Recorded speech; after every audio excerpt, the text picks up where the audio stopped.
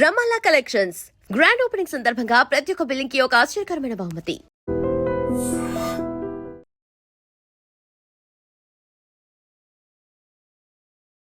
జగిత్యాల ఇక్కడ జగిత్యాల మున్సిపాలిటీకి సంబంధించి పెద్ద ఎత్తున మున్సిపాలిటీ ఎలక్షన్స్ వచ్చినప్పటికీ కూడా Congress senior MLC Jeevan Reddy versus అక్కడ జగిత్యాలకు సంబంధించిన ఎమ్మెల్యే ఎప్పుడైతే బీఆర్ఎస్ నుంచి గెలిచిండు కానీ కాంగ్రెస్ ఆయనని చేర్చుకుంది కాంగ్రెస్లో. దీంతో ఆ విషయం ఇప్పటికీ కూడా ఇంకా వాళ్ళిద్దరి మధ్య పోరు నడుస్తూనే ఉంది. ఇంకా ఈ మున్సిపల్ ఎన్నికల్లో ఆ పోరు ముదిరింది అని చెప్పొచ్చు. ఎందుకంటే కాంగ్రెస్ పార్టీ తరఫున ఎవరికి వార్డ్ మెంబర్గా ఇవ్వాలి అనే దాని అంటే ఒక ఏమంటారు జగిత్యాలలో ఏ అభ్యర్థిని నిలబెట్టాలి కాంగ్రెస్ తరఫున అన్నప్పుడు పూర్తి స్థాయిలో అటు జీవన్ రెడ్డికి ఇవ్వలేదు, ఇటు సంజయ్కి కూడా ఇవ్వలేదు. దీంతో వాళ్ళిద్దరి మధ్య పొట్లాట ఒక రేంజ్కి చేరుకుంది.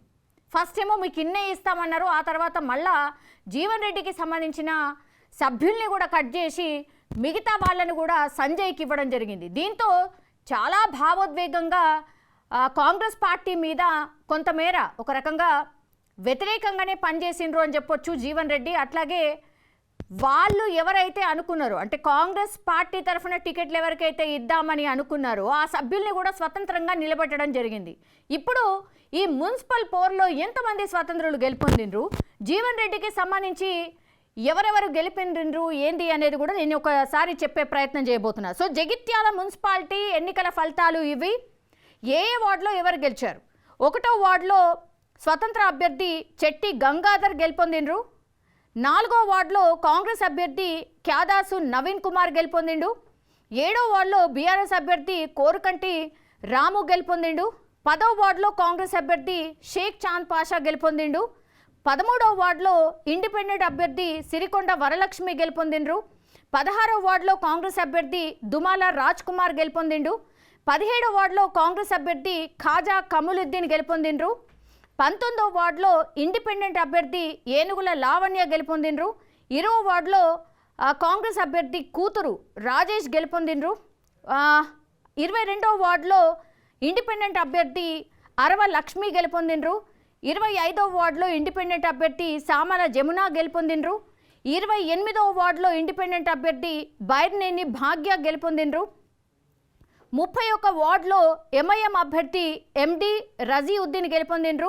34వ వార్డులో ఎంఐఎం అభ్యర్థి ఎండి ఆయూబ్ ఖాన్ గెలుపొందిండు. 37వ వార్డులో బీజేపీ అభ్యర్థి కె అనిత గెలుపొందిండ్రు.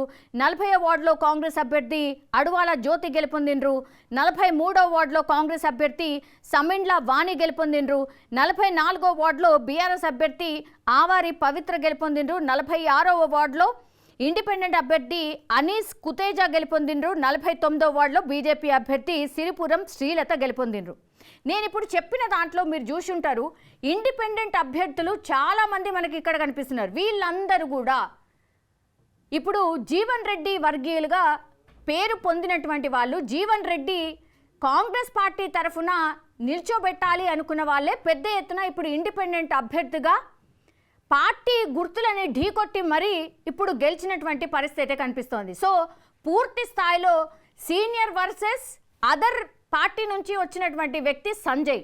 అంటే జీవన్ రెడ్డి వర్సెస్ సంజయ్ మధ్య పూర్తిగా ఒక రకంగా పచ్చిగడ్డి వేస్తే కూడా మంట వచ్చేంత పరిస్థితిలో కనిపిస్తోంది. అండ్ జీవన్ రెడ్డి కూడా పూర్తిగా పార్టీ మీద అసంతృప్తిగా ఉన్నటువంటి సిచ్యువేషన్ని మనం చూసాం. అటు అభ్యర్థుల కోసం ప్రచారం చేసేటప్పుడు కూడా కాంగ్రెస్ పార్టీని కూడా అట్లాగే బీఆర్ఎస్ కూడా టార్గెట్ కాదు, నిజం చెప్పాలంటే సొంత పార్టీనే టార్గెట్ చేస్తూ ఆయన ప్రచారం చేసిండ్రు. నన్ను చూసి ఓటేయండి, వీళ్ళందరూ నా మనుషులు, నా మీద ప్రేమ ఉంటే ఓటేయండి అని చెప్పడమే కాకుండా భావోద్వేగంగా కొన్ని ప్రసంగాలు కూడా చేసిండ్రు. కాబట్టి పూర్తి స్థాయిలో అక్కడ ఉన్నటువంటి కార్యకర్తలు జీవన్ రెడ్డికి ఎదురవుతున్నటువంటి ఒక అవమానంగా భావించారు. అందులో భాగంగానే జీవన్ రెడ్డి కోసం పూర్తి స్థాయిలో ఇండిపెండెంట్ వాళ్ళ కోసం వర్క్ చేసి ఇప్పుడు ఇండిపెండెంట్లను పెద్ద ఎత్తున గెలిపించుకున్నట్టు మనకైతే ఇక్కడ స్పష్టమవుతోంది. జగిత్యాల టాక్ ఆఫ్ ది ఈ ఎలక్షన్స్ లాగా మారిపోయింది. ఇప్పుడు రిజల్ట్స్ చూస్తే కూడా అదే దిశగా ముందుకు వెళ్తున్నట్టు కనిపిస్తోంది. అండ్ ఇంకోటి ఏంటంటే జీవన్ రెడ్డి పూర్తిగా ఎంతగానం పై అధిష్టానానికి చెప్పే ప్రయత్నం చేసినా నా మాట కొంత వినండి, నాకు అసలు ఏది కూడా పట్టించుకోవట్లేదు, నా మాట అసలు ఏది కూడా వినట్లేదు అనేటువంటిది అసంతృప్తి వ్యక్తం చేస్తూనే వచ్చారు. అందులో భాగంగానే ఇప్పుడు అసంతృప్తిని ఈ ఎన్నికల్లో ఎట్లయినా చూపించాలి, తన అభ్యర్థుల్ని గెలిపించుకోవాలి అనుకున్నాడు. ఇప్పుడు రిజల్ట్ చూస్తే మాత్రం అదే అనిపిస్తోంది. ఇప్పుడు నెక్స్ట్ స్టెప్ ఏంటి మరి, జీవన్ రెడ్డి నెక్స్ట్ స్టెప్ ఎలా ఉండబోతోంది?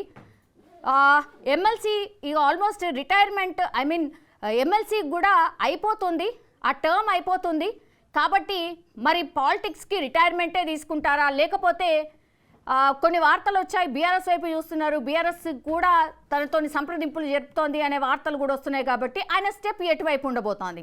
ఇండిపెండెంట్ అభ్యర్థులుగా కూడా గెలుపొందారు కాబట్టి ఆయన స్టెప్ ఏంటి అనేది కూడా పెద్ద ఎత్తున చర్చ అయితే నడుస్తోంది. జగిత్యాలలో ఇప్పుడు జీవన్ రెడ్డి తన పట్టును నిలుపుకున్నారు అని ఈ రిజల్ట్ని బట్టి అయితే మనం అర్థం చేసుకోవచ్చు.